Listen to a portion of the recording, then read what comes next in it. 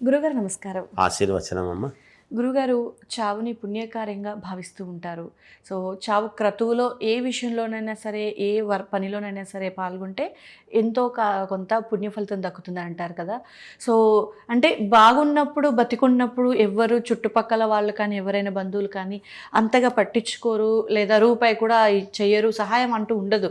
కానీ చనిపోయిన తర్వాత నిజంగా అలా యూనిటీ, అది హిందుత్వంలో ఉన్నటువంటి గొప్పతనంగా అనిపిస్తూ ఉంటుంది.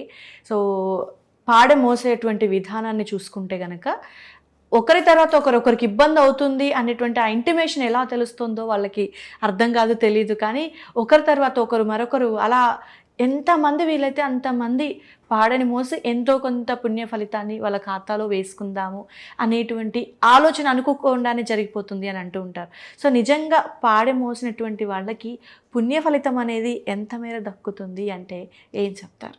శ్రీ మహాగణాధిపతయే నమః. ఐం మహాసరస్వత్యే నమః. శ్రీ లలితాంబికాదేవియే నమః. అమ్మ, కైవల్యం చెందడము, చావు అనేటువంటిది ప్రతి వాళ్లకు ఉంటుంది. పుట్టుక అనేటువంటిది ఎప్పుడైతే ఉందో ఎక్కడో ఒక చోట ఎప్పుడో ఒక చోట గిట్టకు మానదు. పుట్టినప్పుడు నువ్వు ఇలా పుట్టావురా అని చెప్తారు. ఫలానా చోట పుట్టావు, పుట్టంగానే ఏడ్చావు, మేమందరం ఉన్నాం, ఏదో నవ్వుకుంటూ చెప్తున్నాం. నవ్విస్తారు, పుట్టినాడని నవ్వుతారు. వాడు ఏడుస్తాడు, పిల్లవాడు ఏడుస్తాడు పుట్టంగానే. పోతున్నానే అని పోయే ప్రతివాడు బాధతో పోతాడు. ప్రతి వాళ్ళు కూడా వాళ్ళు ఇదవుతారు. అంటే కొంతమంది మనం పాడె మోయటం అని మీరు అడిగినటువంటి ప్రశ్నకు అమ్మ, పోవడం అనేటువంటిది ఎలా పోవాలి అని ప్రతి వాళ్ళ చేతుల్లో ఉంటుంది. వాళ్ళ చేతుల్లో అంటే మన చేతుల్లోనే ఉంటుంది.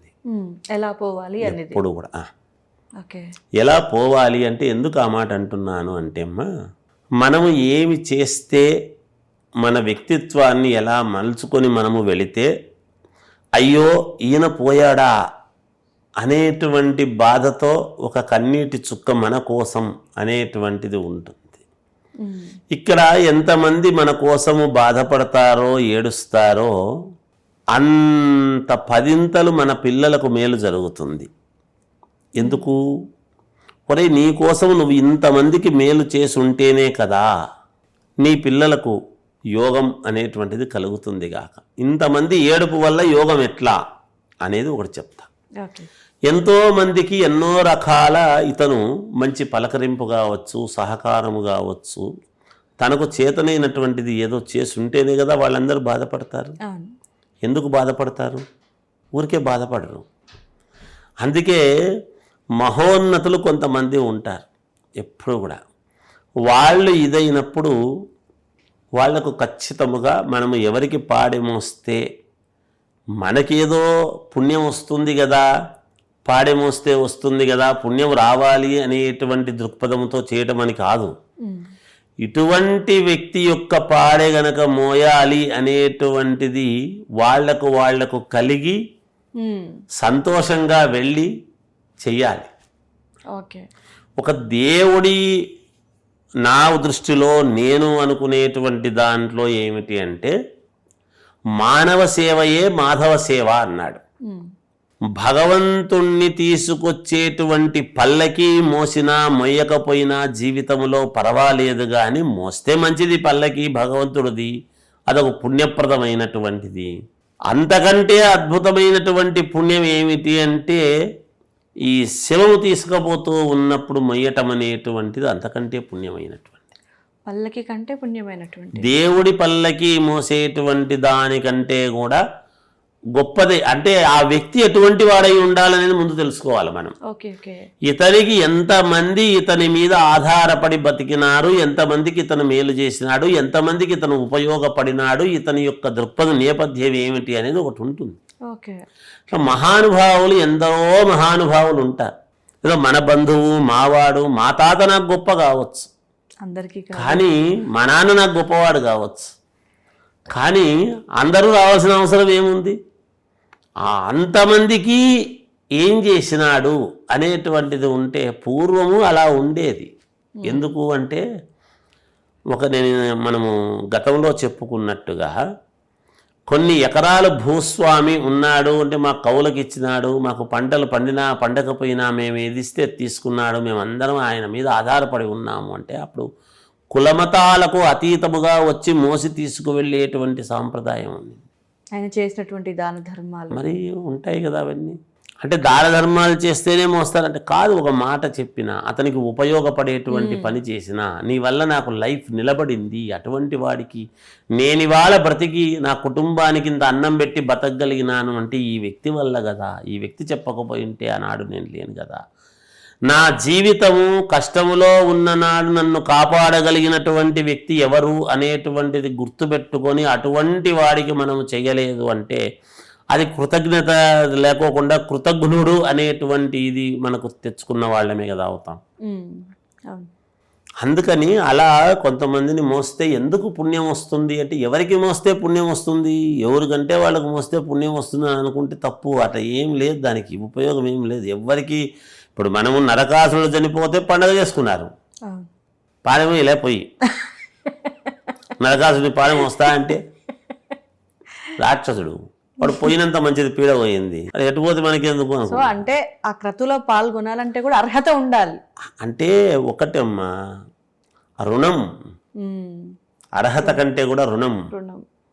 తీర్చుకునే రుణం అనేటువంటిది ఎప్పుడూ అన్నిసార్లు రాదమ్మా. ఆ రుణం ఎలా తీర్చుకోవాలి, మనము కొన్ని పాత సినిమాల్లో మీ నాన్నగారు మాకు మేలు చేసినారయ్యా, మీ నాన్నగారు నాకు ఆనాడు చదువు చెప్పిస్తే నేను ఇంత వాడిని అయినాను అనేటువంటి ఇదితో మీకు ఈ విధంగా నేను చేసి నేను రుణం తీర్చుకుంటాను, వాళ్ళ ఇల్లు వేలం వేస్తుంటేనో ఇంకొకటోనో, లేకపోతే సరిగ్గా వాడు వచ్చిన సమయానికి అతను చనిపోయి ఉంటే అయ్యో ఆయన చనిపోయినారా అనే ఉద్దేశంతో వాళ్ళ కుటుంబానికి ఓదార్పు ఇది చెప్పి కావాల్సినటువంటి అవకాశాలు ఏర్పరిచి చేస్తాడు. ఎందుకు అవన్నీ, ఎందుకు మనకు ఇవన్నీ మనకు చరిత్రలు చాలా చెబుతాయి అంటే అమ్మా, ఇంట్లో ఎంతమంది తన వాళ్ళు ఉండినా, తనకు సంబంధించినటువంటి వాళ్ళు ఉండినా, బయటివాడికి ఒక్కడికైనా మనము పెట్టగలిగినప్పుడు, ఒక్క కుటుంబానికైనా మనము పెట్టగలిగినప్పుడు అది పుణ్యప్రదం.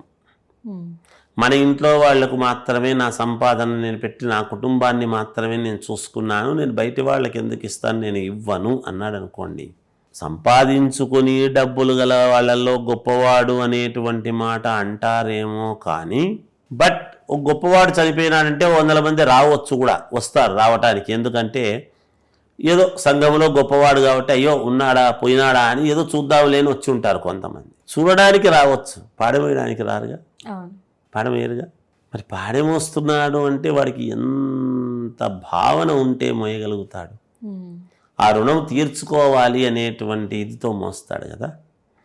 అలా ఎవరికి ఏం చేస్తే, ఒక కుటుంబాలకు ఎంతమంది కుటుంబాలకు చేస్తే ఎంతమంది పాడేమోస్తున్నారు, ఎంతమంది వస్తున్నారు అనేటువంటి భావన చూసుకోవాలి తల్లి. అలా చేసుకోగలిగితే అది పుణ్యప్రదమే పాడే మోయడం అనేటువంటిది. భగవంతుడి పల్లకి మోయడం కంటే కూడా ఒక ఉన్నతమైనటువంటి వ్యక్తికి పాడే మోయటం అనేటువంటిది అది చాలా రుణం తీర్చుకోగలిగి. భగవంతుడికి ఎంత చేసినా మన ధర్మం మనం పుట్టించినాడు, మనం చేస్తున్నాం. దైవం తక్కువ అని నేను అనడం లేదు, కానీ దైవానికి ఎంత చేసినా రుణం తీరనిది. ఇది పాడెం వస్తే రుణం తీరేది, రుణం తీరుతుంది. ఆ చనిపోయినటువంటి వాడి యొక్క ఆత్మ చనిపోయిన తర్వాత కూడా కొడుకులు ఏం చేస్తారు అనేటువంటిది పక్కకు పెడితే, వీడికి ఆనాడు నేను ఏదో ఒక్క మాట చెప్పినందుకు వాడికి ఒక సీట్ ఇచ్చి వాడు గొప్పవాడైనందుకు వాడు వచ్చి నాకు పాడేమోసినాడు చూడు అని వాడి ఆత్మ సంతోషిస్తుంది. ఏది చేసినా ఆత్మ సంతోషించాలే కదా, ఆత్మతృప్తి కోసమే కదా చేస్తున్నాం మనము. కొడుకులు చేసేటువంటిది రేపొద్దున తండ్రి ఇదైన తర్వాత చేసేది మాకు లేకుండా నువ్వు ఎవడోడుకో పెట్టినావు మాకే పెట్టలేదు ఏదో అంటుంటాడు. ప్రతి కొడుకు తండ్రిని ఏదో రకంగా అంటాడు, అనుకుని ఉండరు. కానీ అది బ్రతికి ఉన్నప్పుడు తెలియదు, పోయినప్పుడు వాడు చేసినటువంటిది ఏమిటి అనేది తెలుస్తుంది. అందుకే నేనేమంటున్నానంటే పోయేది ఎటు పోవాలి అనేది ప్రతివాడికి వాడు ఆచరించే విధానంలో, వాడు చేసేటువంటి పనుల్లో, వాడు చేసే గుప్త దానాల్లోనూ వాటిల్లో ఉంటుంది. వాడు పోయినప్పుడు తెలుస్తుంది. వాడి గొప్పతనము మనిషి బతికున్నప్పుడు తెలియదు, మనిషి పోయిన తర్వాత ఓహో ఇవికి ఇట్లా చేసినాడు అయినా మీకు ఇంత చేసినా అంటే అవునండి నాకు ఇట్లా చేశాడండి అని వాడు 10 మందికి అప్పుడు చెప్పుకుంటాడు. చెప్పుకుంటారు. ఎస్, నిజమే గురువుగారు. అలా చెప్పుకునేటువంటి విధానముగా సమాజంలో మనం ఎంతమంది ఉన్నాం, మనం ఏం చేస్తున్నాం అనేది ఎవరికి వాడు ప్రశ్న వేసుకుని జీవితాన్ని గడుపుకోవాల్సినటువంటి అవసరం ఉంది అనేది తెలుసుకోవాలి ఎవరికి. ఓకే గురువుగారు. అలా అయితే మరి మోయగలిగితే సంతోషం.